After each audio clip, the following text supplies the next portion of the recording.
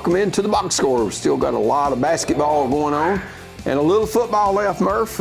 State championships this weekend. Going to be a busy weekend in Chattanooga for sure, but it's definitely time for basketball, an indoor sport. Right, where it's a lot warmer for sure. Absolutely. Let's go ahead and look. We want to welcome you. It's our first basketball show, and we already had a Huff and Puff Trucking Game of the Week, and it was Cannon County hosting their fierce rival, DeKalb County. And when you look at Cannon County girls, Coach Patrick had to be pretty pleased. A 57-23 victory. Addie King leading the way with 22 points, including 5 3-pointers, and then Evelyn Teeter with 9. DeKalb County struggled scoring. Allie Melton had 8. Jordan Agee, the freshman, with 5. That was a one-sided affair for the Lionettes. You're going to find out watching Cannon County boys and girls this season, Terry. It's hard to defend that club because they usually have 3 or 4 people in double figures. It's not like we're going to zero in on this one player or maybe 2. You got to take care of all 5 of them when you're on the floor with them. Of course, Smith County and Cannon County, they'll tangle here before long. Let's go ahead and look at the graphics for the boys. A big win for Cannon County boys as well. 71-34. I'm not surprised that Cannon County won, but I am surprised, Murphy, with that margin. I had to make some inquiries about that. I thought maybe the numbers were wrong when I looked it up because both of them were very one-sided games. Antonio Jones leads the way for Lions with 15. Eli Pelham and Lucas Phillips with 13 points each. And Jared Nave, as we'll get into it a little bit later, got a lot of people returning. DeKalb has been struggling. Of course, Connor Close graduated, but they had Seth Fuson with 7 and John Hendricks with 6. Now, Hendricks last night, as we're taping this on Wednesday, had a huge game against Smith County where he poured in 28 points, including 8 threes. But offensively, I'm sure Joey Agee is saying, hey, we've got to get in the 50s if we're going to have a chance. I think you're probably right. Cannon County is going to do that with a lot of other people, too. They've played mostly 4A schools thus far during the season, but they're both going to be pretty tough to deal with for other clubs this year. Let's go ahead and look at the 5 schools that we'll be covering this year, both girls and boys. Ashley Patrick in her 3rd season, of course, a great year last year as they went 24-6, won the district tournament, but then they lost in the semifinals down at Loretto. Tough loss for them. Of course, Loretto did go on to the state tournament where they were runner-up, but they've got key players coming back: Addie King, Evelyn Teeter, and Abby Alexander. Yeah, those 3 girls are going to do fine, but the play coming off the bench in both the boys and the girls has been surprisingly good. Those younger players are ready to make their marks on the program. Let's go ahead and look at the boys for Jared Nave in his 3rd season as well. As they had a great run a year ago, got all the way to the state tournament before losing to Ripley in that quarterfinal. They went 25-8. They've got some key kids back in Antonio Jones, Eli Pelham, Lucas Phillips, Eli Garrett. They're 5-2. They've played, as you said, Murphy, a very tough schedule thus far. They have mostly 4A schools and have come out on top. Most of them, their biggest loss was to Sparta, and that's going to happen, I think, quite often for a lot of other teams as well. Of course, they needed Sparta to win one more football game, and they wouldn't have had to put up with those 4 or 5 kids that come off the football field and go to the basketball floor. Shows you what good athletes. So they played them after they lost on Friday. They played them on Tuesday. And Murphy, it seemed, of what I saw from the film, the Warriors didn't miss a beat. That's pretty amazing. Just 4 or 5 days rest from a semifinal round game, but they took care of business for sure. Of course, they played Macon County at Sparta and lost in that quarterfinals as Macon went on to the semis and now to the state championship. And we'll have Kyle Shoulders just a little bit. Let's go ahead and flip the page and go to DeKalb County. Brandy Alley in her 3rd season, winless in the district. Of course, a very, very tough district that they play in. They lost to Livingston in that 1st round game. They return Avery Agee, her freshman sister. Jordan Agee is also a starter now. Chloe Van Branken, one of their leading scorers, as is Allie Melton. Both of those are juniors. They're now 2-4 after their loss last night to the Lady Owls in Carthage. Joey Agee returns for DeKalb County's boys. And when you look at Joey last year and what the DeKalb County boys did, they had a kind of a tough year, Murph. They lost Connor Close. They only had like 9 wins. 3 of those came against Smith County. I think DeKalb County will probably, especially the girls, now that the AG girl, I'm sorry, what's her name, the coach? Brandy Alley. Allie. I'm Yes. sorry, I knew that because I know her mom who Right. works at TSSAA. But this is, like you said, her 3rd year, and so consequently, she knows the girls better, they know her better, and that should make some more wins for them this year, I think. Of course, you've got Jordan Parker back, Dallas Kirby, Seth Fusion, all are seniors, and John Hendricks, who shot the ball real well at Carthage last night, but they've kind of had a tough sledding here to start the season, going 1-5.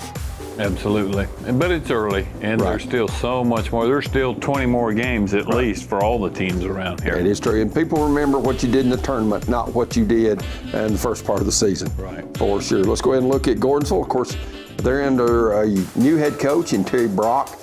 She's from Sparta in her first season. Gordonsville went 4-24, did not win a game in the district a year ago. Lost to Red Boiling as the number 5 seed in that 4-5 play-in game in Red Boiling. They returned Callie Underwood, Mackenzie Herron, Molly Story, KK Roberts. And when you look at Gordonsville, they've also got Coach Brock's daughter, who's in the 8th grade, that's seeing a lot of minutes as well. So they're looking to improve on their scoring. It's a different coaching style, not that Jake Diller did it the wrong way, but that takes kids a little while to get used to, Murph. Yeah, and having 4 starters back has got to be a sweet spot for that Gordonsville team. But if they're playing a different system, it's like everybody's having to start all over again. Gordonsville's Greg Bibb, of course, took his team all the way to the Class A semifinals, where they lost to Frank Hughes a year ago. They won that opening round game. Greg, in his 6th season, 24-11 a year ago. Of course, they lost some key pieces to the puzzle, but they do return Brody Sykes and Tucker Smith. Jay Foster returns, but of course, he's on the shelf. They're hoping to get him back in January or February. Just have to see after his surgery, Murph. But Gordonsville, a team that's seasoned with Peoples and the different players that they play. They have some depth. Of course, Butch Agee returns as assistant coach, and now Tucker's mom, Leslie, is also an assistant. Greg has been successful at Gordonsville. They're looking for another trip to the state tournament. It wouldn't surprise me at all. For the longest, Gordonsville was known as a football school, but now basketball and certainly baseball and softball has made that kind of it doesn't matter what the sport is, Gordonsville's going to be in the middle of it and do well. Of course, another team that is coming off a state tournament is the Smith County Lady Owls. Matt Farrell in his 3rd season. Not sure what he's going to do for an encore. He went to the sub-state for only the 2nd time in school history in his first year, and then last year goes to the state tournament for only the 2nd time. They went to the sub-state 73-78, and then last year, for the first time since 78, they went to the state tournament after knocking off East Nashville at East Nashville in the sub-state game. They were the runner-up in the district and region, and then lost to Gatlinburg-Pittman 54-46 in the Class AA state quarterfinal. Of course, they've got 3 seniors, Chloe Collins, Chloe Powell. Of course, Powell used to play at Red Boiling, now plays at Smith County. You've got Carly Ramsey, a transfer from Macon County. And then you've got the sophomore, Emery Jones. She's been finishing, and she is their leading scorer right now. And with last night's win, Smith County girls improved to 5-2. Terry, I think Chloe is a beautiful name, but I don't hear it very often. What are the odds of having 2 starters on the same basketball team with the same first name as Chloe? That's kind of remarkable. I'm okay with the first names being the same, but when the last names get the same, that makes it a little bit confusing. So I understand. Let's go ahead and look. Of course, Trey Sanders not with Smith County's boys anymore. Lane Bassell in his first season, and off to a good start at 4-3. They had run into a little hiccup up at Pickett County's Thanksgiving Classic, where they lost a couple of games. But 3 key injuries for the Owls so far have been a starter in Morgan Sinclair, who's averaging about 11 points a game, And then you had off the bench a couple of players in Taylor Wilmore and also Dylan Raines that have been hurt. So their rotation's down to a 6-person rotation, but they've got key returners back in Tyler Jones and Gage Gibbs. Both have been scoring the ball well, as has Cooper Williams, a freshman. A lot of poise from that young man. His daddy, Craig Williams, played for the Owls back a few years ago. They currently stand at 4-3. Terry, I've heard a lot of good things about Coach Bassell, Right. and I know that program and basketball fans there in Carthage are going to be really excited about what may come of that basketball team this year. I've heard a lot of really good things about him. Let's go ahead and look at Watertown. Of course, Brianna Price used to be Brianna Luttrell. Of course, that's Jeff's daughter. Jeff, a former coach there, director of schools in Wilson County. They're 13-13. They lost in the region quarterfinals a year ago. Macy Brady, Easy Burns, and Molly Followwill play for them. And I know Brianna, a former player at Watertown, anxious to get the season in full swing. Yeah, again, Watertown, one of those schools that not necessarily known for any one sport. They generally do very well in all sports, and sounds like they've got some new folks on the floor for them this year, and it could be a very, very fun year for the Lady Purple Tigers. Let's go ahead and look at the Purple Tigers. Of course, Kevin Honeycutt returning for his 3rd season. Struggled a year ago, lost in the district play-in game. They have key returners in Logan Hackett and Dacio Carter. And I know Coach Honeycutt, after that kind of miraculous first year he had where they got it all the way to the sub-state, he's hoping to refine that magic. They showed that they could do it in the past, and there's no reason why they can't now. We'll have an interview with Coach Honeycutt when we return, as we remind you, watching the Box Score Basketball Edition #1 right here on DTC 3.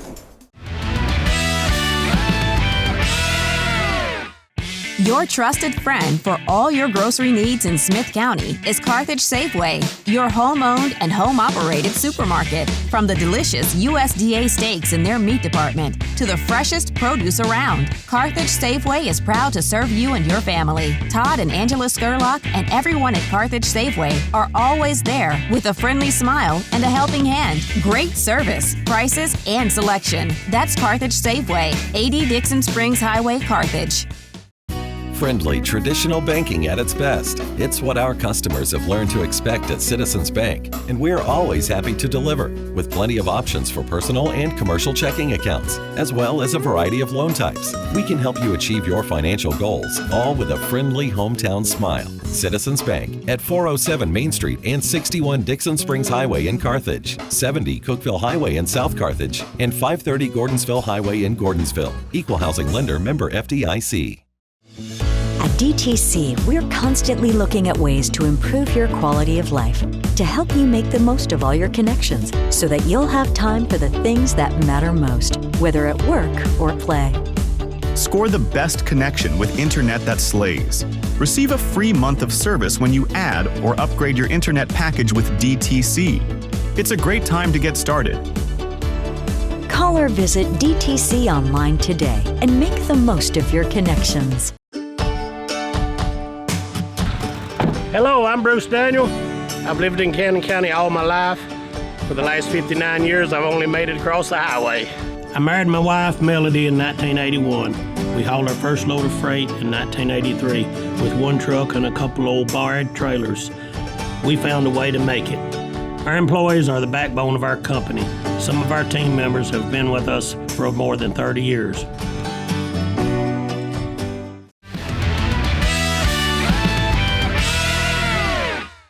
Here with head coach Kevin Honeycutt of the Watertown Purple Tigers in his 3rd season. Coach, first year, make a big run all the way to sub-state. Last year I know was a little bit disappointing for you, but I know you've recharged the batteries and year 3 ready to get back to the top of the district. Yeah, I mean, playing the best of our ability right now is what our main goal is. We've got a list of milestones we want to mark off before we get to district play, so that's the main goal right now. Kevin, what possessed you to be a basketball coach, a girls basketball coach at that? No, I'm sorry, boys. Yeah. Excuse me. Thank you, Terry. Is that something you dreamed about for a long time? Just felt like that maybe that's what I'd like to be? Well, I just always had coaches when I was in high school and middle school that really, instilled values in me that I carry today, when it comes to taking care of family and being a father and being a husband and being an individual that works in the community. It's something that everybody always instilled in me, and I took growth to that. I grew up with, my dad was in and out when I was younger, and I had a stepdad that stepped in, and, I looked at my coaches as another form of a father figure that kind of steered me in the right direction. And I quit playing in college, came home, mother had gotten sick, started taking care of her, and kind of just started coaching just to kind of help some local kids out, and fell in love with it and fell in love with the process of it. And, now here I am trying to do the same thing that those coaches done to me when I was their age. When it gets in your blood, it's kind of hard to look elsewhere, isn't it? Yeah, I mean, you find comfort in it.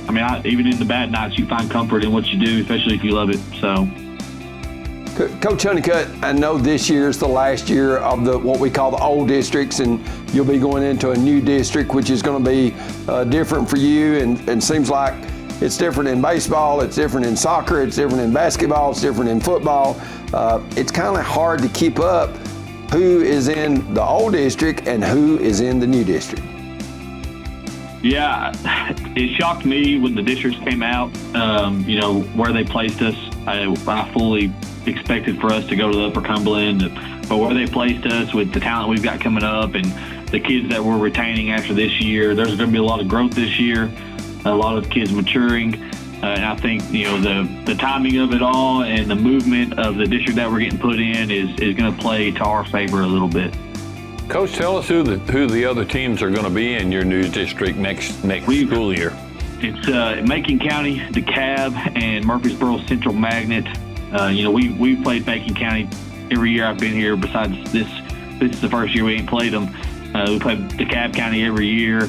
Played Central Magnet in the summer, beat them, and it's one of those things like there's growth that's coming from it, but that's the district. It's a 14 district. You're guaranteed a region berth.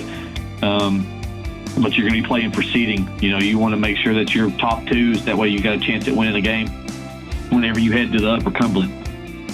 Coach, when you look at this year's team, of course, you've lost the last couple of years, some integral seniors. Name drop some players that you're looking to rely on this year for the Purple Tigers. Well, you got one sitting there with me. He's a freshman. He's got big shoes to fill. We've had the conversation. We had the conversation when he first got up here in the summer, and we rely heavy on him. He's averaging a double-double right now. I think he's averaging 18 and a half and 12. I think is what it comes down to.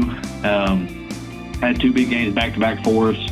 A lot of growth that's coming from him. A lot of maturity. Just being able to play and having an knack for going and getting the rebound. But we rely on other guys too. We rely on a lot of the young guys. Devin Brown, for instance, shoots the ball extremely well. He's in here every day at 6 a.m. and we rely on him a lot. And then Logan Hackett, he's our lone senior. We rely on him a lot as well because he shoots extremely well as well. So there's 3 guys in particular, but everybody on this team has a role. There's not one guy that we kind of put on a pedestal above the next guy. It's just any given night somebody can help us win games. Last night Logan Hackett and Devin Brown hardly ever got to touch it, and Braylon stepped up with 17 and Carlos finished with 20. So like I said, there's going to be some growth coming from the guys this year, and just being able to mature and win games when other guys are having rough nights. But the one that we've got sitting right here has been a big part in what we've been able to do at the beginning of the year. Coach, I don't want to put you on the spot. This is kind of a tough question, but in the 6 or 8 games that Cannon County, who I do the radio broadcast for, it seems like every team we've played has started a freshman, and they are standout ball players on the court. What do you attribute that to with kids getting so good at such an early age? Is it AAU basketball? Is it travel ball, which is kind of AAU stuff, or do you have that definition that everybody would love to have? Well, I think a lot of it comes from things outside of basketball. I think a lot of freshmen that come up here, they're immature and they're not capable of being an exceptional player as a freshman. And so I think the level of maturity really separates, the average freshman from a freshman being really good. And I think I know who you're talking about from Cannon County. He's number 11. I talked to Nave about him the other day and was bragging on him about how well I thought he played and how he looked like he was confident. There were some mistakes that he made, but those are growing pains with him. But I think a lot of it comes from maturity. I don't think it really comes from a talent level. I think most freshmen come in, especially in today's time. You have those few guys that are just exceptionally talented, that are immature, that are still going to be good. But I think, especially in this area, I think for the most part, the freshmen that come through are, they're skilled. But I think the thing that separates, a great freshman from an average freshman when skill set is comparable is their maturity and their IQ and their want to be coached. And so I think that, some people may disagree with that because, I've only been in this for 8 years now at the high school level. And, I think that's solely what separates our freshmen that's sitting with me now compared to our other freshmen. You're talking about Miles Alexander. He had 22 earlier this week against Warren County, and his older sister is a senior on the Lady Lion basketball team, and she was the same way when she came through, Terry, as a freshman. Very, very talented. You can just tell by the level of confidence that they play with, that they're mature. Never really getting frustrated, being physical, doing all the little things. A lot of freshmen, they come in, they're timid, they make mistakes, and they have to come sit down, they can't play through them. And so I think that's really what separates a talented freshman that's being able to contribute versus a freshman that, gets to play but doesn't really contribute to a lot.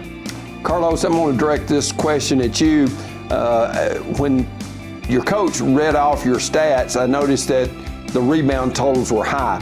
Do you think that desire, and I've heard a lot of professional athletes say that, more than athletic ability, but the desire to rebound and go get it is a big part of rebounding. I know you have to read where the ball is going to come off. I understand that, but still, most of the time, regardless of the height, it's the person that wants the ball the worst gets the rebound. Yeah, really, we're not very big, so somebody has to get it. And then I've always been told by the coaches, like, if you get it in the paint, just go back up with it. So that adds my points. When I get the ball, I just go back up with it and just score. Now, are you taller than Coach Honeycutt? Because he is a towering sequoia. Coach Honeycutt is. By a little bit. Okay, you got him by a little. That's good. That's good. Coach, when you look at, you played a lot of freshmen a year ago, had some growing pains with that. But those kids now are stepping in, ready to contribute after getting some valuable varsity experience a year ago. Yeah, and that's something that, we've. Right now we're sitting 2-1. We come out flat against Van Buren, didn't play well, and kind of got shell shocked. I think there was some nervousness and some jitters because we've got some guys that, we played some freshmen last year with Braylon and Devin Brown, but they never really played significant amount of minutes to the point to where it was going to determine a win or a loss. They played a key role last year in developing and growing. I think there's still some jitters right now because they realize that they're what the role is that they need to play, and so again they're still extremely young. You look at us right now. We've in our starting five, we've got one guy that played significant minutes in the last 2 years, and that's Logan Hackett. And that's a testament to the guys that we got with these young guys. They know the task at hand. They know, we're kind of, I guess you could say, in the rebuilding process, but the foundation's firm. The kids that are in the locker room, the young guys especially, they hold the standard, and they come to work every day, do what we ask them to do, and play hard. Every given night, the ball may not roll our way, but we know, they're going to be able to play hard. There may be spurts where we get lazy just because we're young, but it's growing pains. I would argue to say we're still in that phase of still getting some growing pains. I think it's just our talent level is getting better with our younger guys. But, I think the ceiling's high with them. I think it's just going to take some time. We're going to have to be patient with them and, try to be positive and try to find the positive in everything that we do. And, I always tell them there's just bad moments. It doesn't have to determine if it was a bad night or a good night. You can have bad moments and still have a good night. Last night, we had a lot of bad moments. But a win's a win, and that's a good thing. So we try to breathe positivity into them and keep building them. Don't be wrong, there's nights where we want to light into them and rip their heads off, but we try to stay positive and build them and grow them, because we know what the future holds, and we know what we're capable of doing, and we know what our end goal is, to be the best version of ourselves, in January and February, that we can make another run. Well, Coach Kevin Honeycutt, we appreciate you visiting with us. Best of luck to you and the Purple Tigers. And we'll be back with more of the Box Score presented to you by Carthage Safeway. We'll talk about some upcoming area games in our DTC Game of the Week, which is coming up on Friday night when we return to the Box Score presented to you by Carthage Safeway. Friendly, traditional banking at its best. It's what our customers have learned to expect at Citizens Bank, and we're always happy to deliver, with plenty of options for personal and commercial checking accounts, as well as a variety of loan types. We can help you achieve your financial goals, all with a friendly hometown smile. Citizens Bank at 407 Main Street and 61 Dixon Springs Highway in Carthage, 70 Cookeville Highway in South Carthage, and 530 Gordonsville Highway in Gordonsville. Equal housing lender, member FDIC. Why do our customers choose Homeland Community Bank? Because we're committed to providing top-quality financial services while focusing on those personal banking relationships that treat you like the friends and neighbors that you are. From checking and savings to loans of all types, including those focused on business, Homeland Community Bank is truly ready to meet your needs. Contact us today to make the switch to better banking. Homeland Community Bank. Banking by the people, for the people. Member FDIC, Equal housing lender.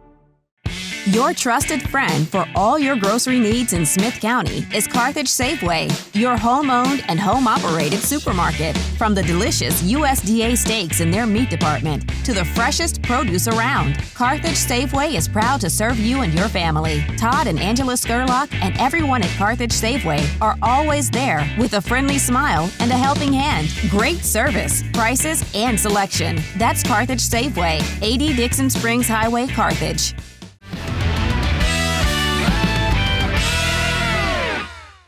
Here with head coach Matt Farrell of the Smith County Lady Owls. And Coach, what are you going to do for an encore? You go to the sub-state your first year, you go to the state tournament for the second time in school history in your second year. I guess that parlays into winning the state this year. I mean, if you're going to top it, that's about the only other thing you could do, right? That would be great. That would be at the top of the list of things to do if we got to choose, for sure. Coach, your move to Smith County has done an awful lot for the program in a very short period of time. What do you suggest? Maybe, obviously the coach has a lot to do with that, but I think the desire of the girls to want to get better on a regular basis has probably been a big part to buying into your program. Would that be a safe statement? Oh yeah. The buy-in from them, I mean, from year one to year two was I could tell a huge difference. And then, like I told a lot of people last year, I mean, I really didn't have to sell anything last year. The juniors and seniors kind of did it. And then this year, it's kind of just been a continuation. I mean, the sophomore group we have back played a lot of freshmen. And then, of course, Chloe, she's been around for a minute. So she's seen most of the big moments the last couple of years, been a big part of them, and so the culture as far as that goes, I mean, I feel like for the most part they're kind of cultivating that themselves at this point. We just kind of set the guardrails, I guess you could say, and they're the ones that decide how hard we're going to push and all that kind of thing, and they've taken the success and they've used it as fuel in the right way. As opposed to, sometimes success goes to your head a little bit and kids want to work less hard, and they went the opposite direction on that. So I'm proud of them for that. Coach, we've got a couple of your seniors with you. One I don't know very well, and Chloe Collins, but the other one being Chloe Powell. We'll start a question to her. Chloe, I know at the first of the year you were struggling a little bit from threes. Didn't shoot it like you wanted to in the opener against Loretto, but seems like over the last few games you found your stride, you found your stroke. I know with you being kind of a sniper and a three-point specialist, to be in the groove like you are right now is what you're wanting. Yeah, I mean, I think that first game, it was definitely different, having a big crowd like that and all the support behind it, especially with a new team and a new coach and everything. I think I just had to get settled in a little bit, but now it really feels like a home and everybody trusts me. And I think I've just settled a little bit more, got used to the gym and everything and the way that we play, and that's definitely helped with my shooting recently. This one's for Chloe Collins. I'm trying to take the pressure off of Terry and Chloe both. But Chloe, you've been a part of a program for 3 years now, and do you feel like it's up to you to provide a lot of leadership on this year's team? I definitely would like to think of myself as a leader, but these girls are just really easy to lead. I would say we all show some of our own aspects of leadership, so it's not really just so much pressure on just me. I feel like all the girls have their things that they bring to the table to help us. Coach Farrell, I know that you had a very emotional game, and I say that because you coached at Pickett County for so long. You played the defending Class A state champions that went like 29-2 a year ago. You go up there and hit 7 out of 8 threes in the opening quarter to jump up 25-11 in a place that last year didn't play well, lost by 30. To go up there and win on their court by 4. Not only personally satisfying, but I think it gave your team a lot of confidence. Yeah, I think so. I mean, we've ran a gauntlet a little bit here early in the year. I mean, we opened with the state runner-up. You know, we played Cumberland County here. Cumberland County's got, you know, what I would consider at least a mid-major prospect in Sydney Wilhite. And then we go to Pickett and play, you know, the preseason #1, pole-to-pole #1 last year, state champion, and then Stone Memorial, who's ranked in the top 10 in 3A. So I feel like we're getting a little bit of confidence just from the fact that not only we scheduled those teams for a reason to see kind of where we were. And, you know, we're not handling those teams, but we're competitive in all of those games and giving ourselves a chance to win. And, you know, with the exception of Loretta, which I think if you ask our locker room, we would love to play Loretta again tomorrow if we could get another shot at them. We didn't feel like we played our best that night. And then, of course, Clark Range we kind of let slip up on us. But I feel like our kids are a lot more confident right now because they see the level of competition that we're playing against and not only competing with but winning in those games. And a year ago, you know, we were in those games and won a few of them and lost a few of them. And this year we've won a lot more of them than we've lost. So I feel like we're getting a little more confident every night and a little more used to playing with each other. And I feel like we're a little bit ahead of schedule as far as where we were last year. So that's a good thing, but we still got a lot of work to do. So. Coach Farrell, it was 50 years ago when I first moved to the Upper Cumberland, and girls basketball was phenomenally strong then, and it has continued to be that way ever since. I just wonder what things are like in Carthage on a Tuesday or Friday night in the gymnasium there. Is it as crazy as it's always been and great support all the way around? Yeah, I mean, our crowds last year were really good. Our crowds this year, I think, have even gotten better than they were a year ago. I mean, there was a point, back to what Terry asked a minute ago, we were at Pickett. I think it was when we played Stone, and I looked around, and I mean, we had probably more people there than anybody other than Pickett, obviously, with them being at home. And our crowd traveled really well, and our home crowds, you know, it's consistent night in and night out that we have good crowds here. And you know, I always say people want to follow a good product, so it's our job to make sure that they feel like we're worth coming out and watching on Tuesday and Friday nights. And right now, the kids are competing and giving them something to look forward to on the weekends, and to, you know, to trek all over the Upper Cumberland and watch us play. So we're happy for the support that we've got right now, and hope we can keep that coming moving forward. Coach, non-athletes would think that might be a distraction, all that noise and everything, but the athletes kind of eat it up. They really enjoy that, and I think it does. You know, Mississippi State talks about their 12th man as far as football goes, but that 6th, 7th, 8th players that come into the game and make their own contributions. It pumps the girls and the boys up on a regular basis, don't you think?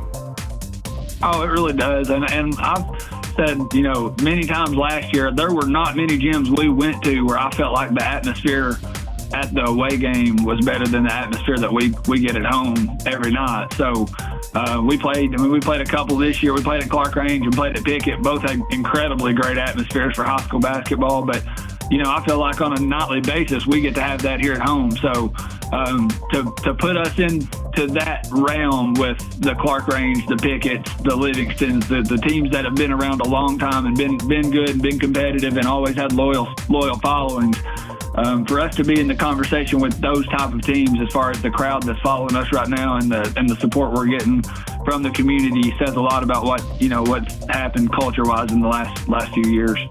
Chloe Powell, this question's for you. How big was it?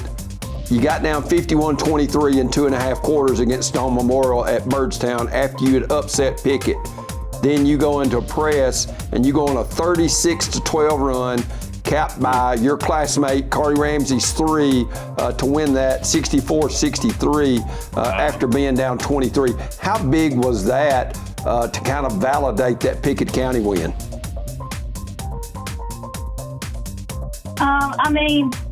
We all kind of went into the game knowing that was definitely a winnable game for us. But after coming off of that big Pickett County win, I think our head wasn't in it completely since it was kind of a later night, the night before. But for us to be down by that much and our team to be able to come in and fight to get back in that game, and then Carly making that 3, I think we were all just, it was kind of unbelievable at that point that we had come back that far and made that game-winning shot. It was just a whole celebration as a team. Well, Coach Matt Farrell, we appreciate you visiting with us, and keep my knees straight if there's any way possible to do that. Best of luck to you and the Lady Owls. I know Terry, you're getting in trouble now. Again. But they've got a big game at home at Bill Landers Gym on Friday night when they entertain Gordonsville. That's right. Yes, sir. Thank y'all for having us. Hey, we've been visiting with Matt Farrell and Chloe Collins and Chloe Powell, 2 seniors for the Lady Owls. And we'll have more of the box score brought to you by Carthage Safeway when we return right here on DTC 3.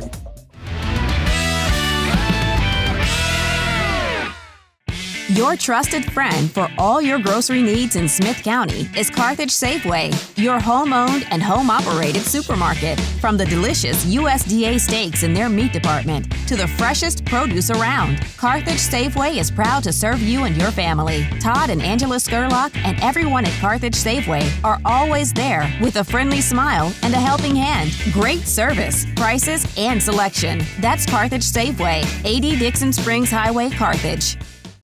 If you're a commercial driver looking for a company to call home, Huff & Puff Trucking is the company for you. Our employees are professional and dedicated individuals that take pride in what they do. We offer an outstanding pay package with a dispatch structure that maximizes your home time. To learn more about a company that knows you by name and treats you like family, call us at 1-800-965-5033 or visit our website at huffpufftrucking.com. Do you ever worry about the safety of your home when you leave? Or at night while you're sleeping? Then give your home a professional security makeover with help from DTC Security. For just $49.99, get a system with a touch keypad, 3 window or door sensors, motion detector, key fob, and standard installation. There's never been a better time to get started. Contact us and start your home's DTC Security Makeover today. Why do our customers choose Homeland Community Bank? Because we're committed to providing top-quality financial services while focusing on those personal banking relationships that treat you like the friends and neighbors that you are. From checking and savings to loans of all types, including those focused on business, Homeland Community Bank is truly ready to meet your needs. Contact us today to make the switch to better banking. Homeland Community Bank. Banking by the people, for the people. Member FDIC, Equal Housing Lender.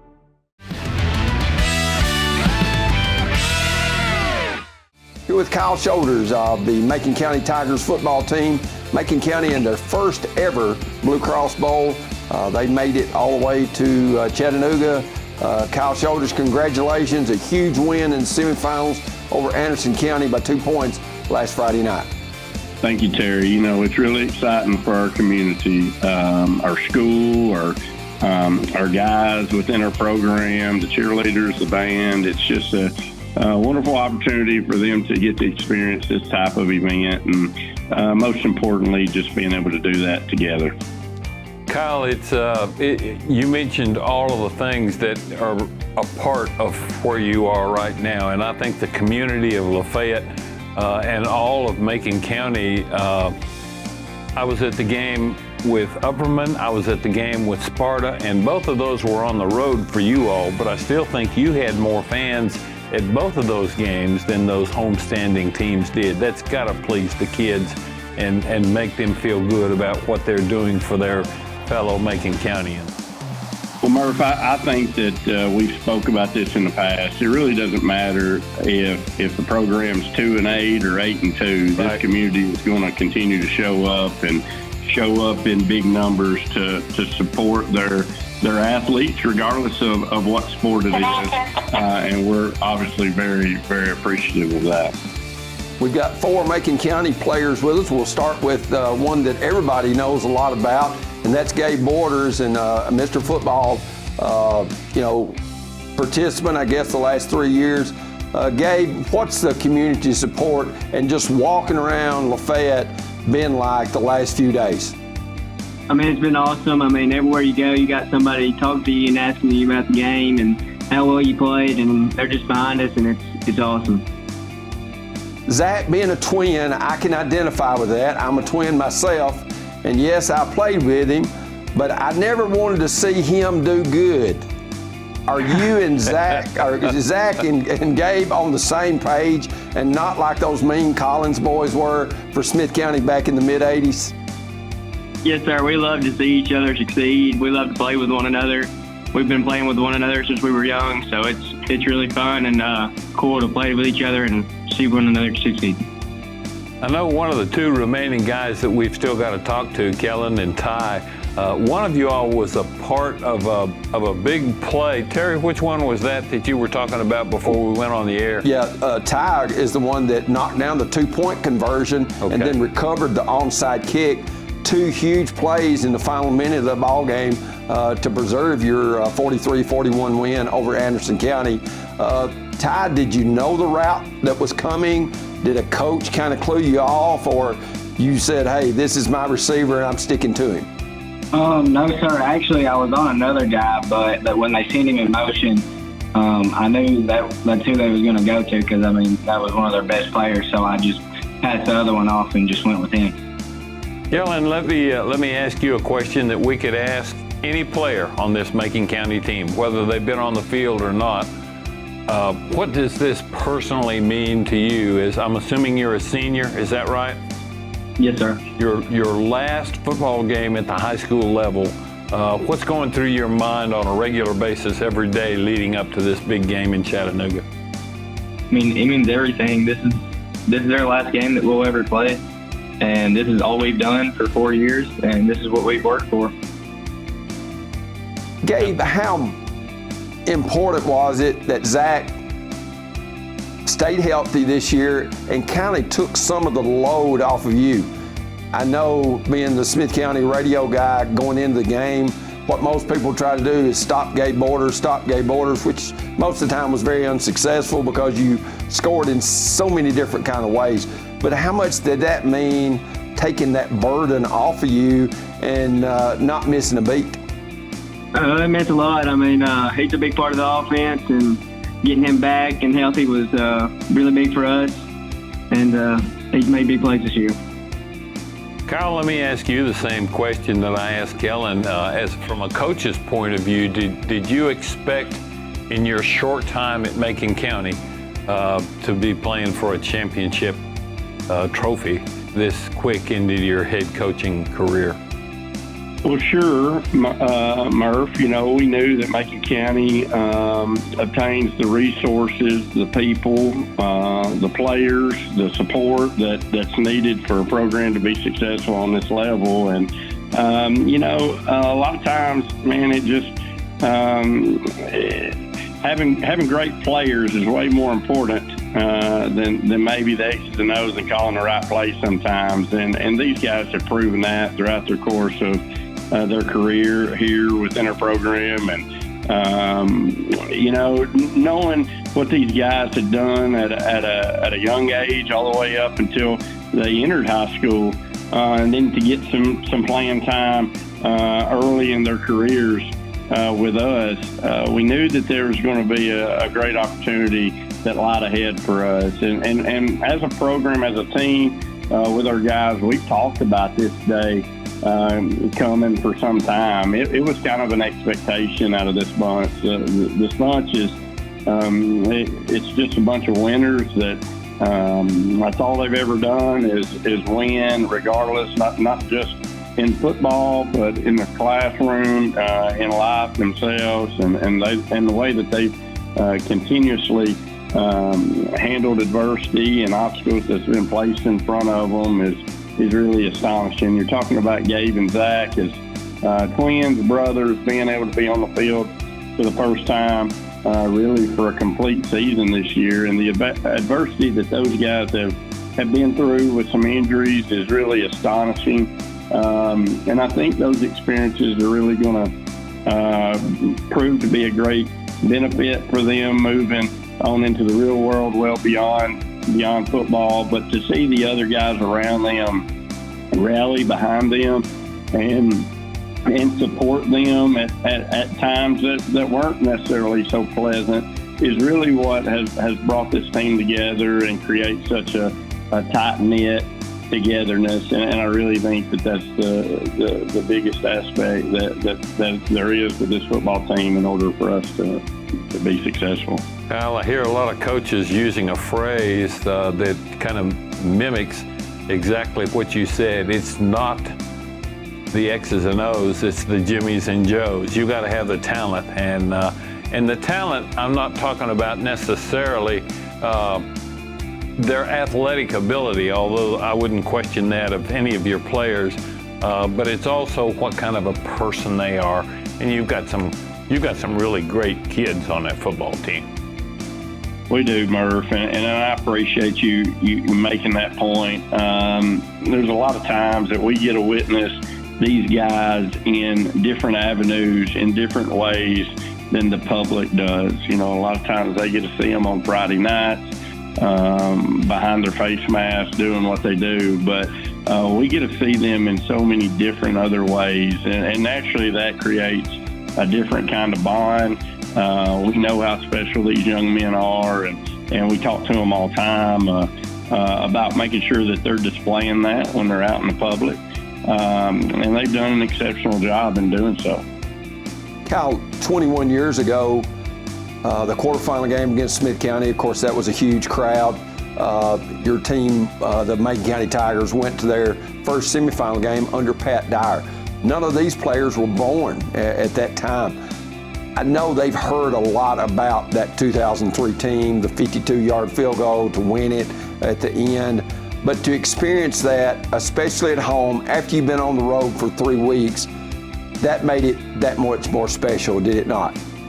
Sure, absolutely. What a special night it was for everybody involved. You know, we talked to this team many times about the 03 team, a phenomenal football team. But, you know, I'll say, and people try to compare the two all the time. I think that's unfair a little bit because there's a lot of different dynamics that go into a team being successful. It's not just being good in this particular area or that one. Both teams are wonderful in their own right. I will say that the common thing that both teams that I have witnessed with the 03 and this team that they have in common is just a sense of true brotherhood and togetherness. And I realize that may sound somewhat cliche to some, but it really truthfully is just that. And we try to come up with a word that describes this bunch, and really togetherness really is that word. That's the only thing that we can that comes close to describing them. And I think you could say a lot of the same with the 03 team. You know, they're a very tight-knit bunch, team that had a lot of success coming through. They're a bunch of brothers that could fight with each other during practice, but as soon as practice was over, they flushed it and went on about their business and just understood in between the white lines of business. And, you know, just thankful that this bunch has been able to develop that over time. Well, Coach Kyle Shoulders, Saturday morning, 11 o'clock. Best of luck against Melrose in trying to bring home a state championship and rival that girls basketball team that got an opportunity to do that. I know you and your team are excited, and to the 4 players you had on, best of luck to y'all. Thank y'all. We really appreciate what you guys do. We Go get them, Kyle. We've been talking to Kyle Shoulders, the Macon County head football coach, and we'll have more when we return to the Box Score, brought to you by Carthage Safeway.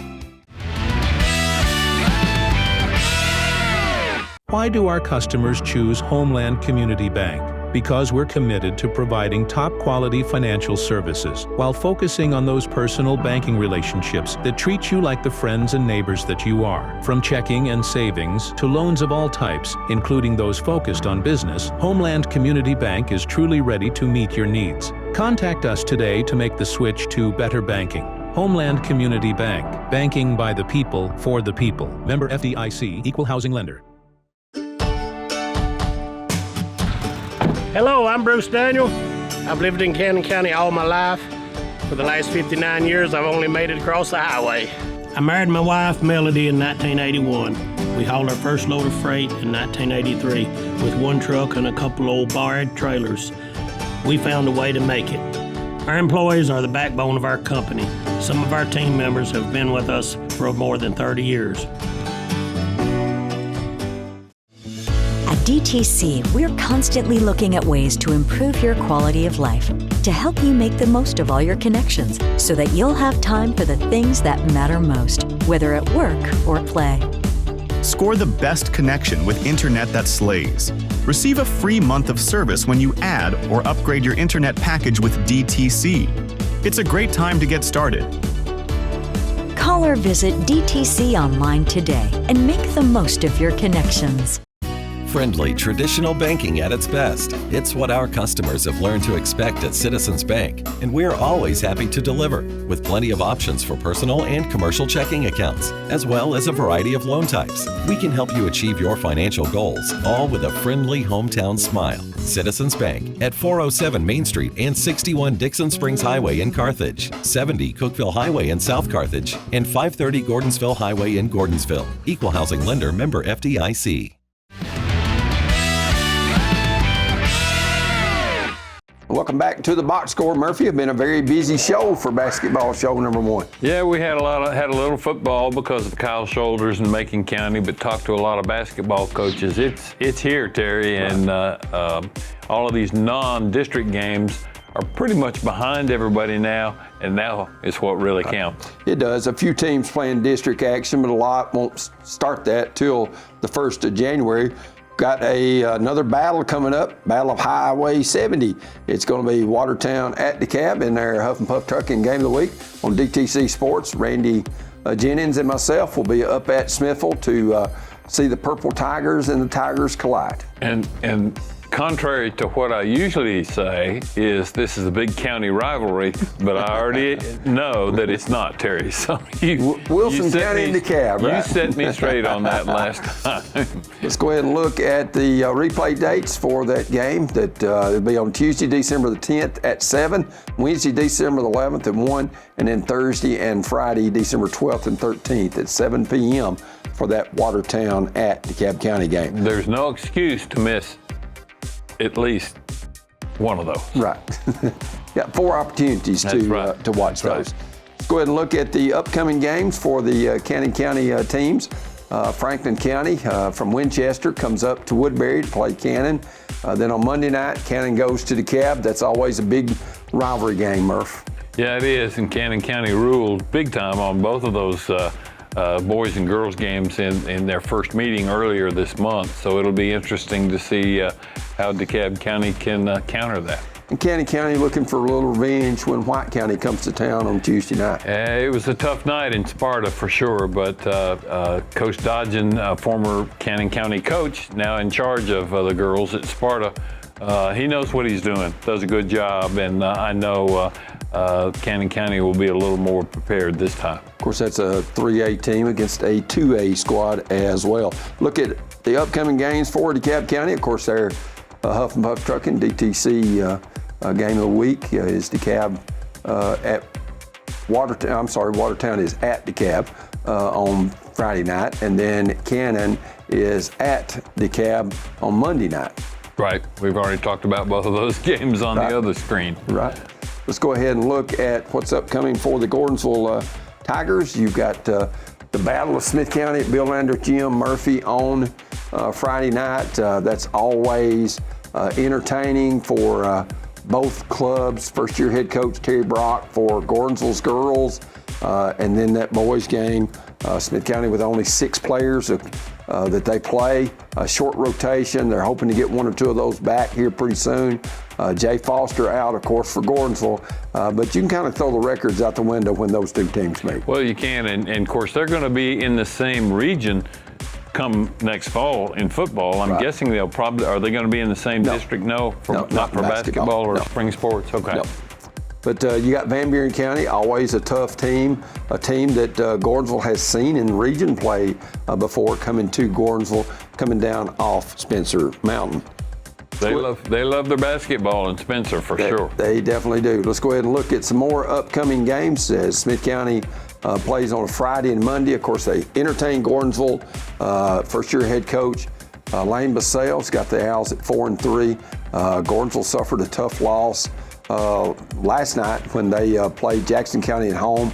I think they lost like 48, 49, 35. A little surprised that Gordonsville didn't score well, but you got to give Kevin Thomas and his Jackson County team some credit. No doubt be one of the picks out of the corresponding district and region that we'll be seeing. And then you've got Smith County going to Sparta to play White County. And when you look at White County's girls, you talked about Coach Dodgen a minute ago. Murphy, his team probably averaging 80, 85 points a game right now. Oh, I know. They're playing awfully well. And it's so interesting when you talk to basketball coaches at the high school level, anywhere in Middle Tennessee. All of those teams on the screen right now are part of the conversation. That's just Upper Cumberland basketball. Right. Definitely is. Let's go ahead and look at Watertown's games. Of course, Watertown going to DeKalb County, DTC Sports, Huff and Puff Trucking game of the week. And then Watertown at Red Boiling. They're playing a week apart. They played last night, which was December the 3rd. Now they're flipping the script and going to Macon County to play at Red Boiling. Watertown did get a couple of wins there. That's a 2A school playing a 1A team, and Red Boiling's been struggling a little bit. Yeah, it's time for them to bounce back a little bit, but Watertown is, as their coach told us earlier, he kind of likes his team that he has this year, and it's time for them to have another great season like they had a couple of years ago. Let's go ahead and look at some area games that are upcoming. Stone Memorial at York, that's always a big girls game. Cumberland County at Clark Range, that's just a little jaunt not far from Crossville out to Clark Range, and then which is just a historic venue to play there for Lamar Rogers, the winningest coach in girls history in the state of Tennessee. And then East Robertson going to Clay County. Clay County girls have been struggling. Jackson County put a big one-sided win on them. And then you got Pickett at Stone. That's always a huge matchup. Clark Range at Jackson County. What used to be a single A clash, and then Clay County going to Livingston. Maybe we need to get Janie to come down here and join us. She was a former Clark Range player in her day, and get her comments on those outings. What do you think? Thanks so much to Justin Malden, and for Murphy Fair, I'm Terry Collins. Good night from the box score.